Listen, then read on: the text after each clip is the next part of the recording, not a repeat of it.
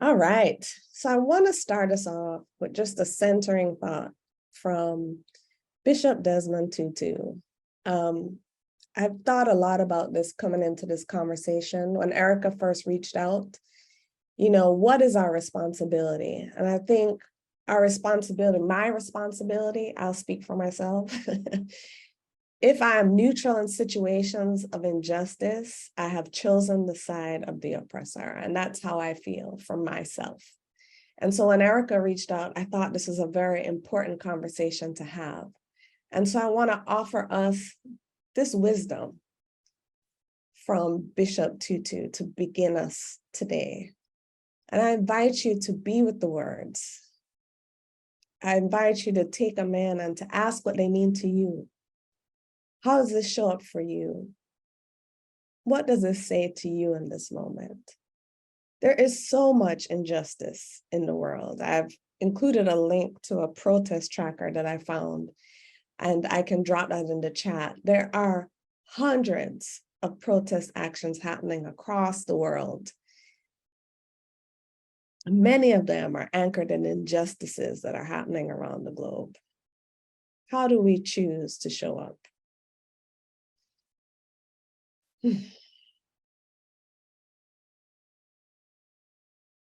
All right.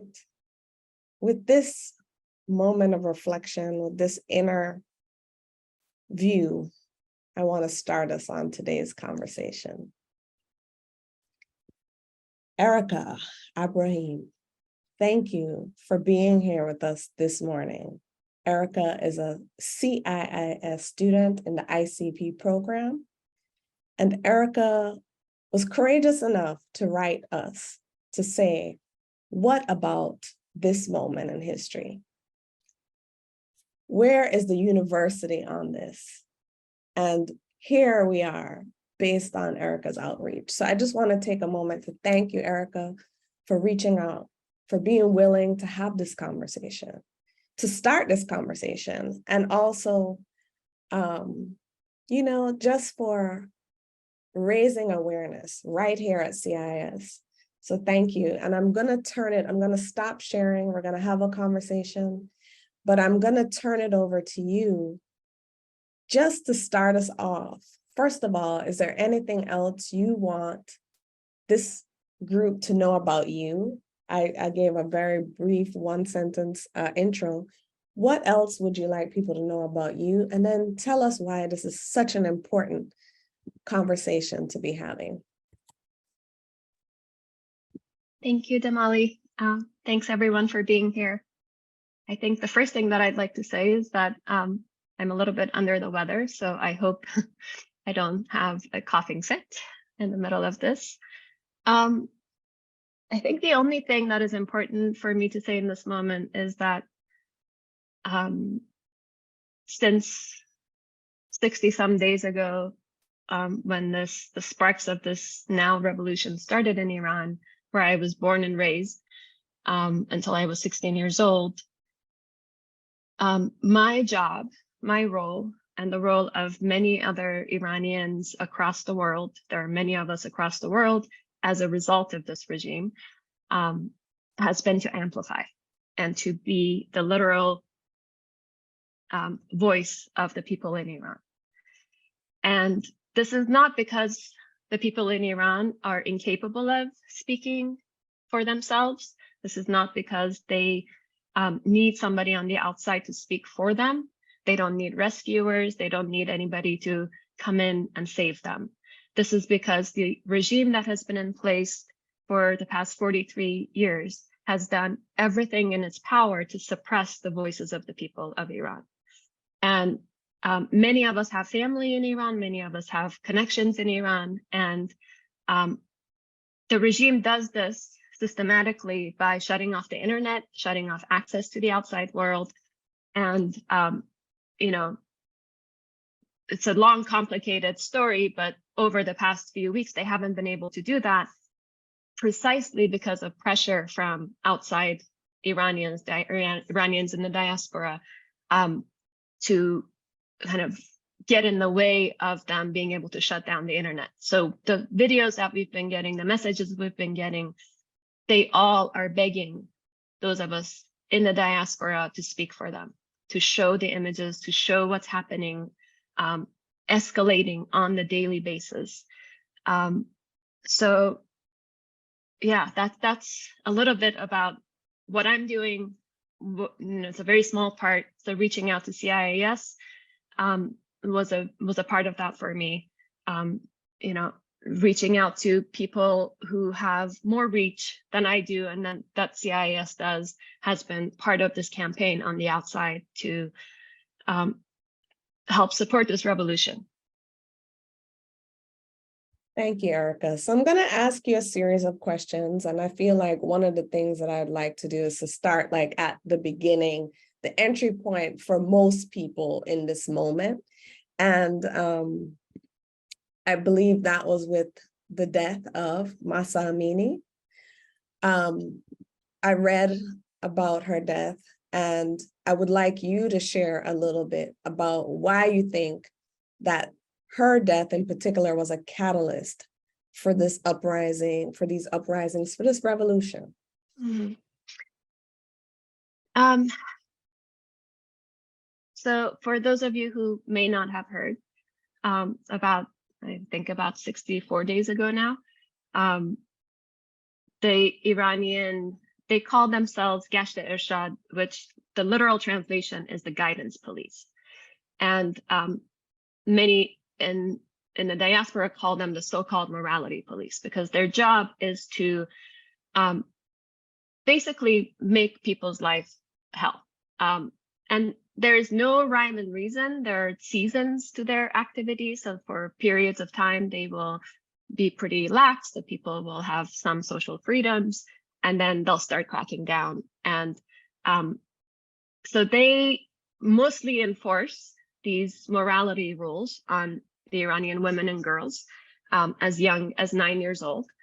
And that means a particular way of wearing the headscarf, a particular way of wearing this sort of overcoat that covers the shape of their bodies. They can't show their ankles, they can't show their wrists, they can't show their neck. If they wear too much eyeliner, they will get, taken into, and it's not like they get arrested and then they have rights, right? Like they literally get kidnapped on the streets, thrown into these vans, beaten in the process if they resist. They have no due process, and they get, sometimes they will hold them for a particular number of days. Sometimes they will give them, lashes before they release them. And these are like every Iranian person who is in the diaspora has had experiences with them. I've had aunts, I was too young, I was 16, but I've had my aunts who casually talk about, oh yeah, the time where I was in jail and I got lashed for my hair showing at my place of work. So this has been going on for 43 years. And over the past year or so, since the new prime minister, who is not a nice man, has been in power, they have increased their patrols, and they've increased the level of brutality. And so Mahsa's death, which, she was a Kurdish woman. She was 22 years old. She was visiting her family in Tehran with her brother. She got arrested at the metro station. Her brother famously pleaded with the police, please, we're strangers here. We don't know anybody. Don't take my sister. And they took her anyway. And there's video of them beating her. There are witnesses who said that she collapsed. And then the government covers up many of these deaths, saying that she had a pre-existing condition. So the Kurdish people are the most indigenous people in the region. And they have, like many fascist governments, the minorities and the indigenous people get the brunt of their oppression. So for the 43 years, the Kurdish people have suffered disproportionate amounts of violence at the hands of the regime. And the tactic of the government, in order to keep control, has been to claim that if we don't control these people, the Kurds, the Baluch, the other minorities, they will divide the country, right? We will become another Syria. We will become another Iraq. And ISIS will rule Iran. So let us keep you safe, right? And they have created this division between people, or they thought that they had created this division to keep them in control. And when Mahsa died, a Kurdish woman, everybody in the country rose up.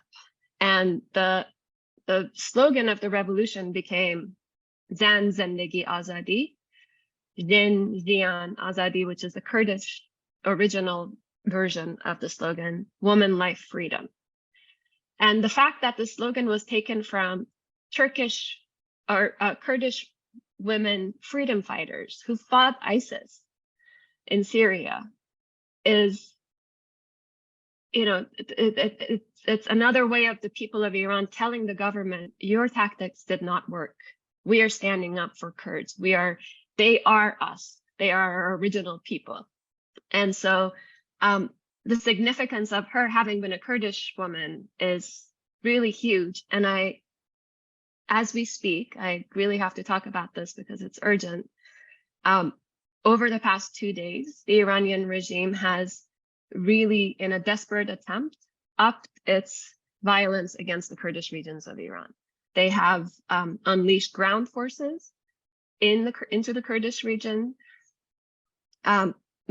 literally shooting with war-grade weapons at the Kurdish people who are not armed, who have stones, who have rocks, who put, cooking pots on their heads. And in order to feed this narrative that these people are armed and we're going to take care of them so we keep the country safe. Last night, they shot 3 rockets into Iraq, into the Kurdish region of Iraq, as a way of, again, kind of saying, see, all of this is coming from outside Iran. These are separatists. These are not true Iranians, and we're going to keep you safe. And as horrific as what's happening, which is a genocide of the Kurdish people as we speak right now,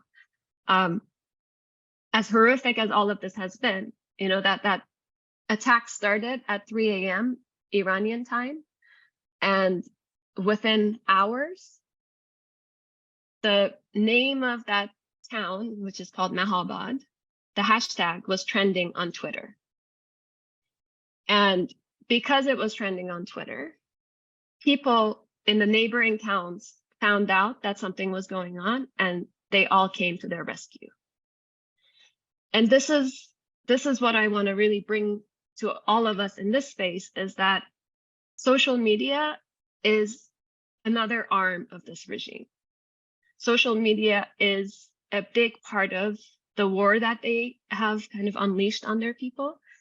They have, I don't know how many thousands, millions of people who are hired to post on various platforms. And the Iranians and the diaspora and the Iranians in Iran are very much aware of when these propaganda things are coming in. There'll be like little things about, oh, let's have a protest here. And then if people gather, there are forces there and they start attacking them, right? So the war is happening on Twitter, it's happening on Instagram. And because that hashtag trended that night, even though there were many casualties, the eyes of the outside were turned on Iran, and they probably did not do as much damage as they would have done if people had not literally woken up in the middle of the night and gone out into the streets. And I'm saying this because I know that there is this jadedness, there's this fatigue in our circles, in the American society of people who, their hearts are in the right place, but we have over the past few years kind of understood these things on social media to be meaningless, to not really make an impact, to be performative. And it's really disheartening to see that for me, because I'm also, I'm I'm not ashamed to say I'm spending like 7 hours a day on my social media these days. I'm tapped into what's happening in the Iranian Twitter land and Instagram, and what we're doing, I see the effects of it like the next day, right? So people in Europe are the reason that the government cannot filter Instagram and Twitter effectively in Iran, because they raised the alarm and the government started paying attention.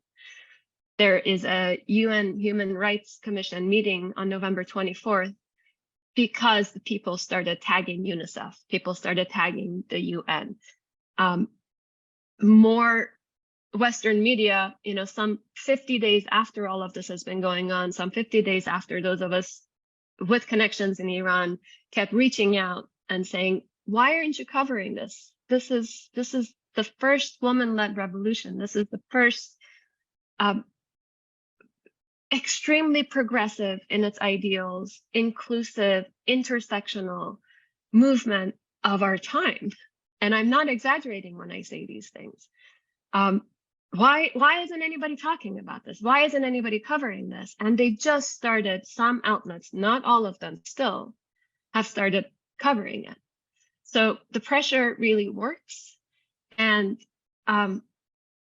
my plea for all of you is, however small your reach is, however small your circle is, if you're not comfortable on social media, talk to your people around you in person and bring awareness to it. Because, and I don't mean any, I don't want to put a disclaimer on it, but I notice that when Iranians post, it has a different impact. And I have my theories around why.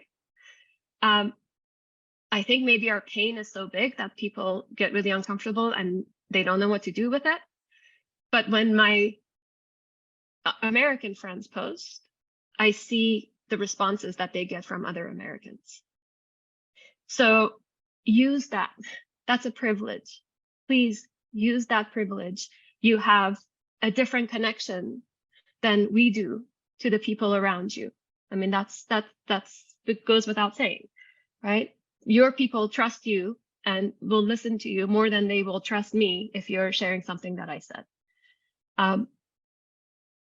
This is one of those instances where there really is a very clear right side of history. There's really no controversy there, right? It really doesn't cost us anything to stand up and say women should not be killed for walking out of their house without their head covered, right? It doesn't cost us anything to say that men who love other men should not be hung from city squares, right? We can all agree on that. That children should not be shot in their cars. And these are just that's like a sliver of what's happening.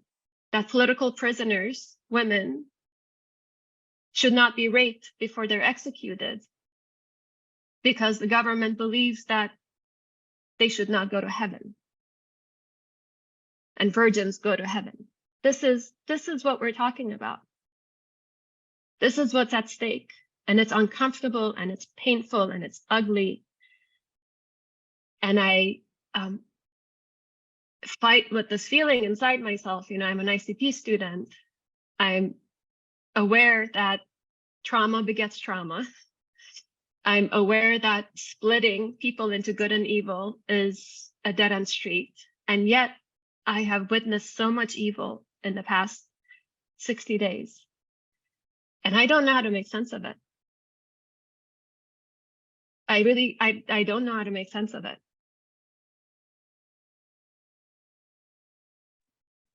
Thank you, Erika. I mean, you covered so much ground, so much important ground about the history of the Kurdish people in particular, which is a question that I was going to ask you. So, and you also covered the so-called morality police and gave us some context and information there.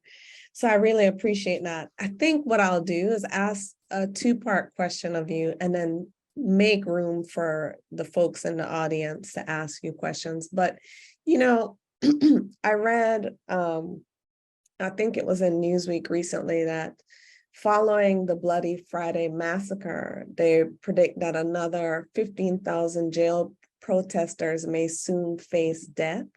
And I wanted to ask you, you know, is that, when I read that, it just really like, it felt so jarring, like unbelievable that that could be possible. So I wanted to ask you if you thought that that was a real possibility. And then part two to all our questions is, what you mentioned we could be on social media. Are there other things that we can do? Like, are there other things that concerned folks can do? So that's, you know, my question. So that number is, you know, somewhere in the 16, 17,000 now since last week of people who've been arrested. Many of them are underage. So far, I think 6 or 7 people have officially been sentenced to death for crimes like blocking traffic. And many are executed on the streets, right? So, as I mentioned, there is no due process in Iran. The people who have been sentenced to death so far have not been able to get a trial. They've not been able to even meet with their lawyers.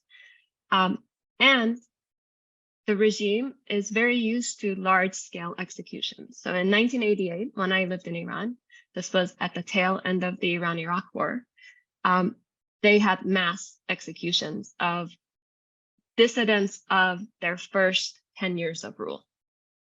You know, so people have been fighting all along with this regime. And I forget the numbers, but if, you know, somebody can find it, I'm sure, you know, the number of people who were being killed was so large that like, yeah, it's horrific. Mass graves and everything. 3 years ago, in 2019, in November of 2019, when there were uprisings about the price of oil, 1,500 people were killed. So it's not beyond these people to execute every single person that they have arrested. The political prisoners who have been in custody for years have you know, communicated with the outside world however they can that conditions are abysmal in these prisons. And while it sounds really unbelievable, this is a government that steals the corpses of the people that they kill on the streets, holds the dead bodies hostage until the families agree to go on television and say that my son died of a heart attack, my son died in an accident, my daughter committed suicide. So no, it's not outside of their abilities, unfortunately. Yeah, I forgot the second part of your question. No problem. Oh, I'm just struck by what you're sharing. But the second part was, what can we do? Like, as people outside of Iran, people who probably, you know, you detail things that you've been really close to and proximate to, and, you know, we may be further removed, but really care. So how, Yeah. social media, I mean, I heard that piece. Is there anything else that you think that we could do? So it's complicated. No money can get into Iran. They need money, right? They need money in order to keep fighting. One of the ways that people are trying to bring down this regime is through strikes. And there have been, you know, strikes across all sectors ongoing now. All of the Kurdish region has been on strike for the full 60 days since Mahsa died. The other parts of the country have slowly joined. But these are people who rely on their wages, right? So at some point, they're going to have to work in order to feed their families.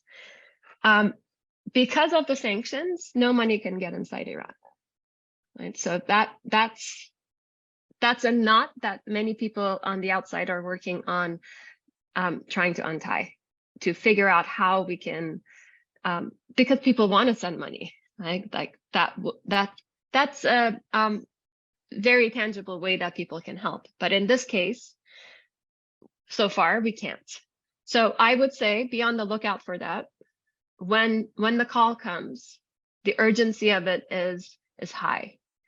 And these are people who have been under the most brutal sanctions that were meant to put pressure on the regime, but they actually had the exact opposite effect, right?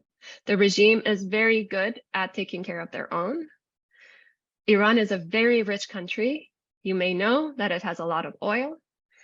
And the people who are in charge, they got richer and richer through these sanctions. And the economic downfall of it went to the people. And so they're already pressed.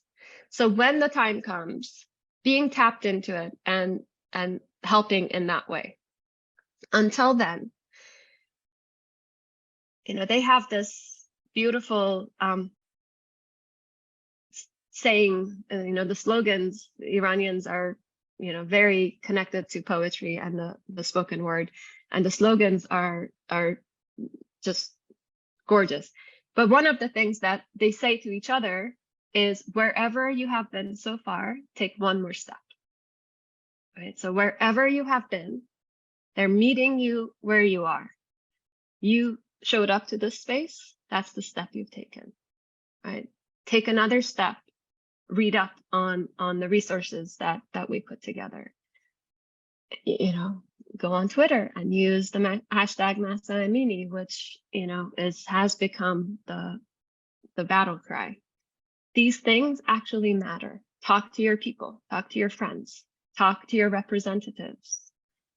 Write the State Department, ask them why they're not doing anything.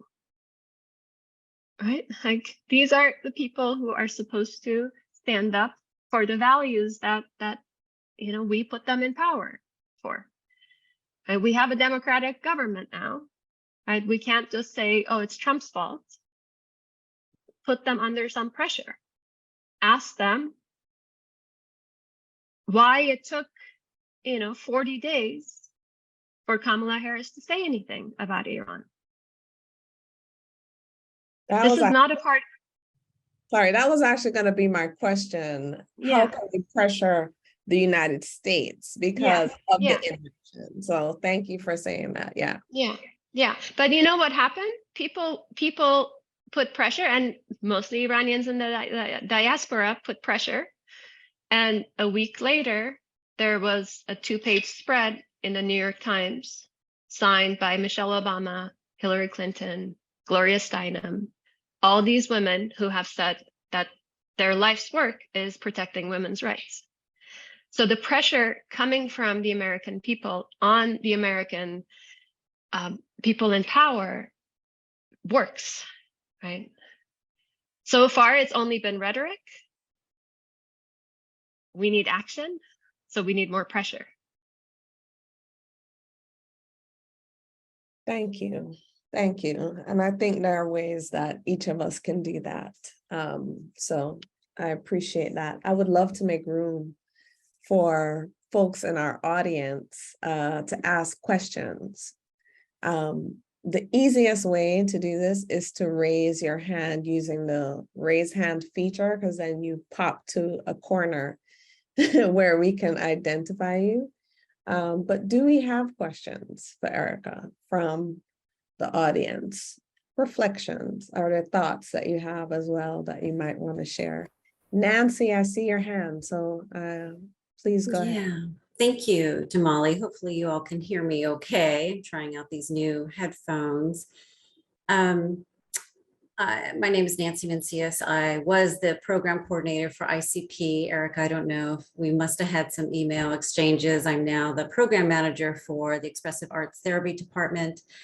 And I'm also a PhD student in the Anthropology and Social Change Department. And my inquiry is on the Kurdish community, most specifically the Kurdish community in northern Iraq and looking at the human rights violations there. We've documented violations since 2015, not just from Iran, but also from Turkey as well.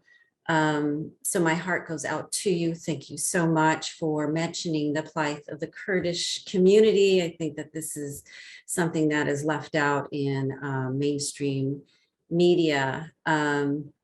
My question is around sanctions. You had mentioned that. What would you recommend that we do about sanctions, the US sanctions that have been placed on Iran? Thank you. I'm glad you mentioned that, Nancy. So the night before, the Iranian army kind of discharged their missiles into the northern Iraqi region of Kurdistan. Turkey did the same thing. Right, so this is bigger than just what's happening with the headscarf. I just want to point that out. This is yeah. And I don't know how much folks know, but Iran has also been selling their drones to Russia, and the drones are used on Ukraine. So this is potentially a very dangerous situation globally, right?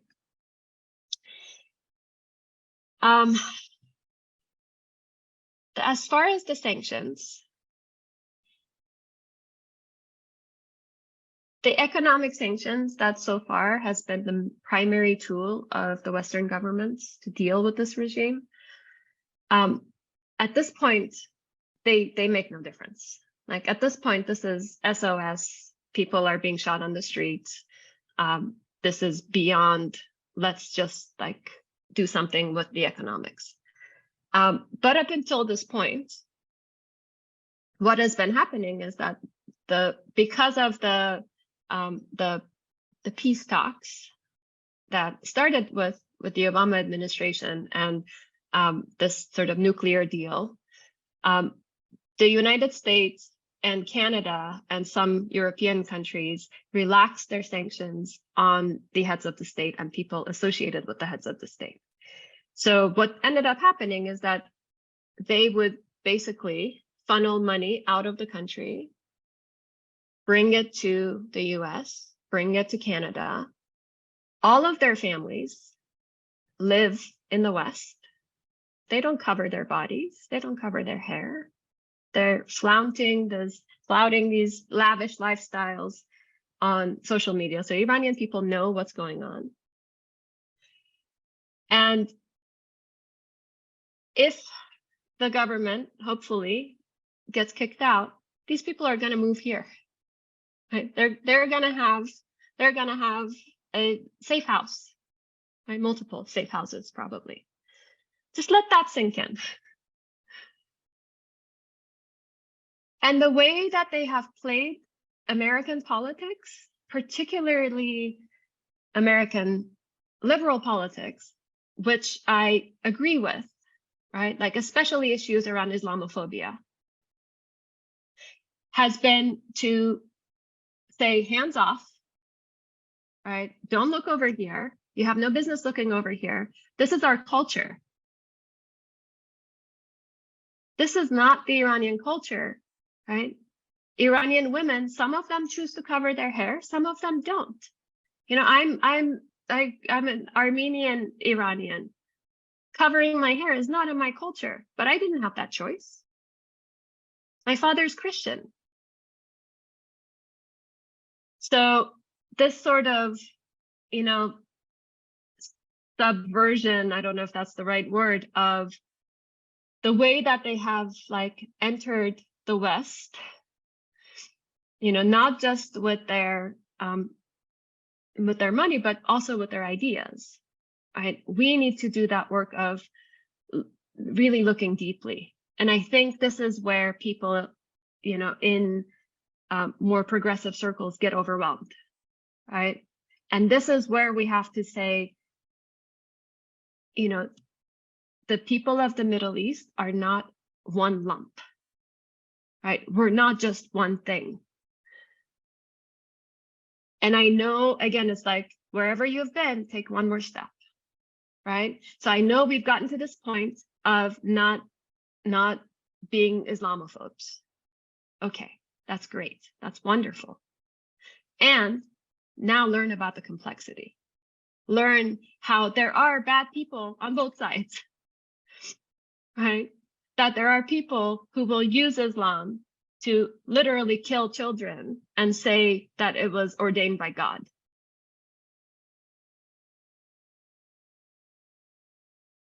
So sanctions, you know, Canada, they, again, because they have a huge Iranian community, they came out early on and they said that, you know, they will not allow any of the officials to enter Canada ever. They haven't gone as far as kicking out the people who are already there, people who, you know, just as, you know, as late as last week, they were leaving Iran. Yeah. Thanks for the question, Nancy. Thank you. And do we have other questions for Erika? I know that the floor is open for questions, for thoughts, for ideas. I feel like a conversation like this probably simulates ideas. You know, what can I do kind of ideas. Ben, I see your hand. Yeah, first of all, just Erika, I'm just so, struck by everything you said and the passion which you spoke. So I just want to acknowledge that. I think my question is just about like generational demographics, and like, I think I hold in my head the way I view this somewhat of like, there's an older generation in Iran, and then there's the younger generation, and then there's like the older generation in diaspora and the younger generation. And I'm curious, like, is there like a Rubicon that you hope it's going to cross in Iran, where the older conservative generation perhaps will age out and the younger folks will take over, or is there a younger generational demographic who is supportive of the regime? And is that I just had a curiosity. Thanks, Ben. 80% of Iran's population is under 30. That's huge, right? And this generation, they call them Dahe Hashtad, which is the decade that they were born in Farsi, but it's the Gen Z of Iran. There's not really that divide like there is here between older people being more conservative and younger people. It's more, you know, the younger people of the same families, they tend to be the ones who are demonstrating. Then they tend to be against the regime, right? Their parents tend to be against the regime as well. The people in the diaspora, overwhelmingly, I would say 99.9% are anti-regime, no matter what generation they're in. There are people, of course, within Iran, and they tend to be from more marginalized, disenfranchised economic sectors who have been, I mean, I've been watching these, and I'm sorry, I'm doing a tangent, but I'm coming back. I've been watching some of them speak, and everything that I've learned about like being indoctrinated into cults comes to mind. The way that they speak, the way that they have just blind faith in absolute lies that are being fed them. They are the ones who are killing on the streets for the regime. There is a segment of the population that has economically really benefited from this regime, right? Like there are companies, and you can't do anything, you can't own a business in Iran without giving some bribes to the government, and giving bribes not just to the government, but to the armed forces of the government, the same people who are killing people on the streets right now. So if you're in cahoots with them, you stand to make a lot of money, right? So there are a wealthy section of the society, the same ones that have houses here, who are really like for the regime because of those reasons. Some people have been indoctrinated into this very extremist version of Islam, and they see the killing that's happening on the streets as some like epic battle between good and evil, where they're on the good side. So that's the level of brainwashing that has happened. But the overwhelming number of people, and this 80% being Gen Z, they're extremely modern. They are, they would say they're westernized. And that's, again, taking away their agency, taking away the fact that they're just human beings connected to this globe through the internet, through their own desires and ideals and hopes. And there's really not that much of divide within families between generations. It's more these like tribal, but not in the terms of like actual tribes, but in the terms of who has been indoctrinated and who hasn't. But the young people are just unbelievably brave, unbelievably brave. Like, I did not know bravery like this existed. Right? And the fact that, the social media footprint of the people who are in these protests, like, I don't think there's anything like this ever recorded in history, where people will post, this may be my last post, and I'm giving my life for Iran, a 16-year-old, and then they'll go on the streets, and that will be their last post. And it's just a lot. It's a lot to hold. Wow. Thank you. I feel like there's room for one other question for sure. I want to make room for as many questions as possible. Rachel. Thank you, Erika. I've learned a lot about the history and what can be done. And there's so much grief. I don't know how you have the courage to speak to us today about these truths. It's hard to take in. And I guess I want to ask a personal question. What sustains you and the folks who are literally putting their lives on the line? But I guess it's more to you, like, through this action, by speaking and exposing the horrors, what sustains you? What hope is there? What is it? Thank you.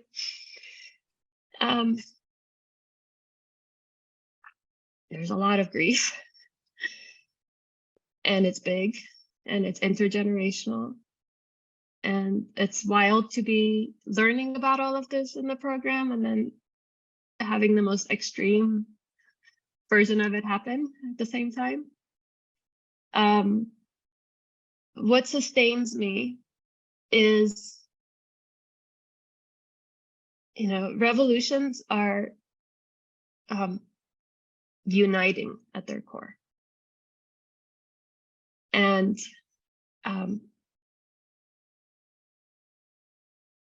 they're hopeful at their core, right? They're imaginative at their core, they're creative. And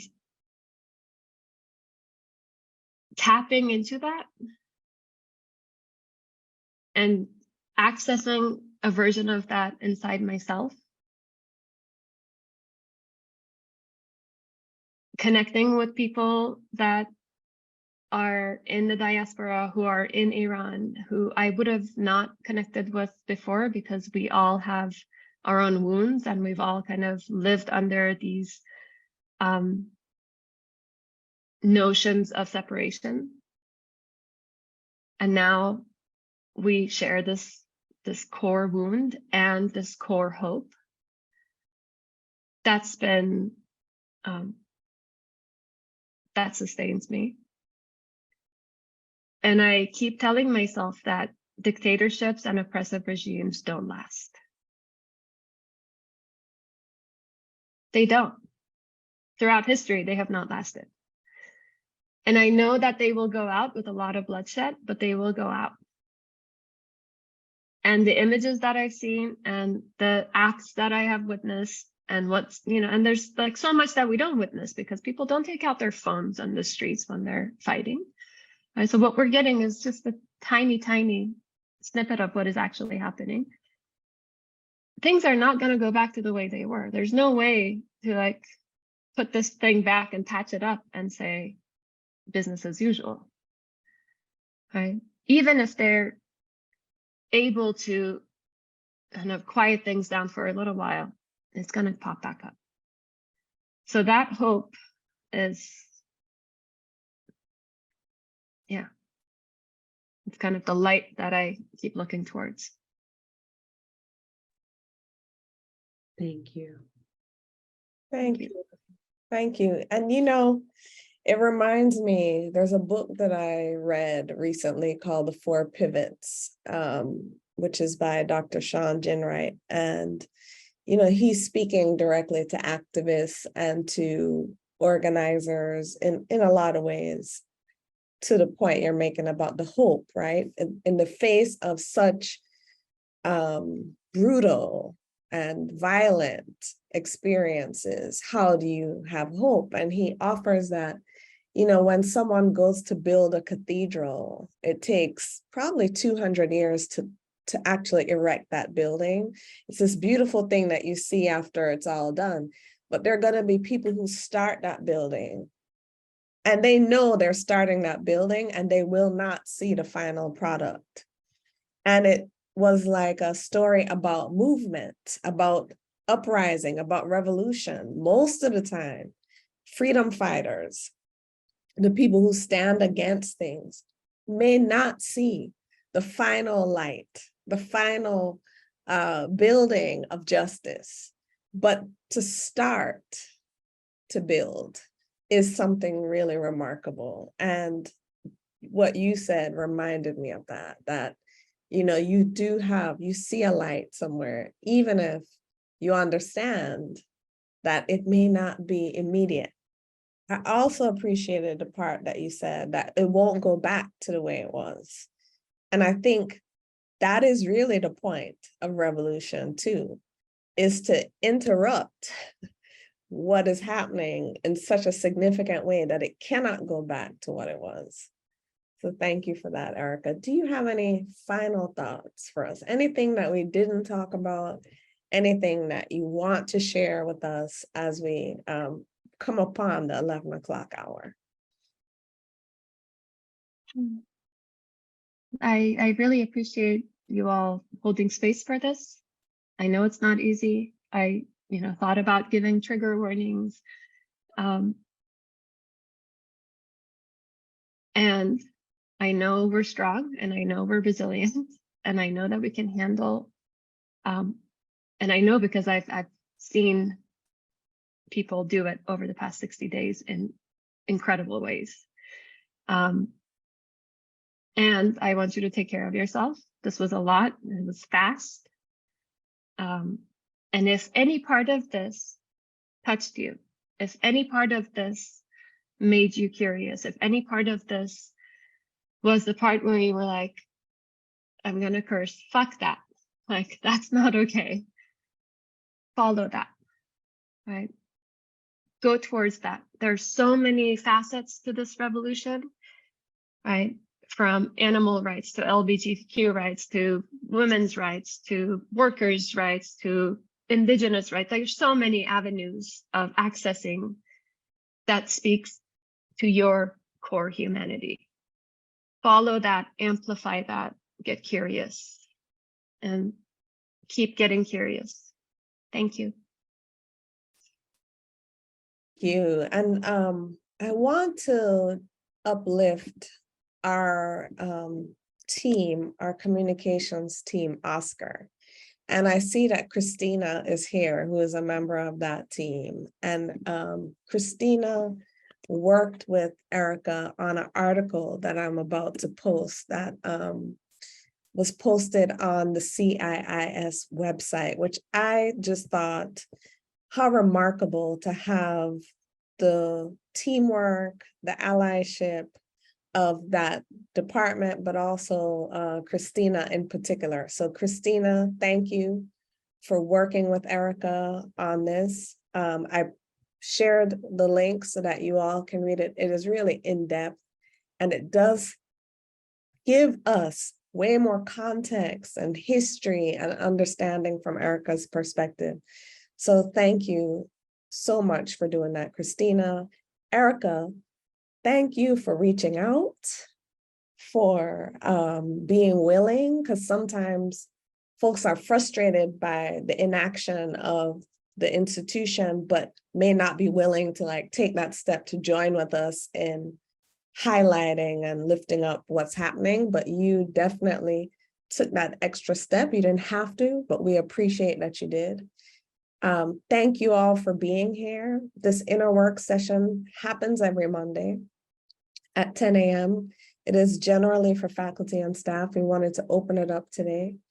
And so I'm grateful that you're here. Next week, we'll be doing something completely different just to integrate everything that we've been up to this past month. And then we're going to take a break until the new year. So thank you for being here. We will be back here next Monday at 10 a.m. And then in December, we're going to take some time off. So I so appreciate it. Erika, in particular, for your courage and for your willingness. Thank you. All right, y'all. Well, have a wonderful rest of your weeks. Do let me know if there's anything else that you want to share or any thoughts that come up. But thank you again for being here. Much appreciated.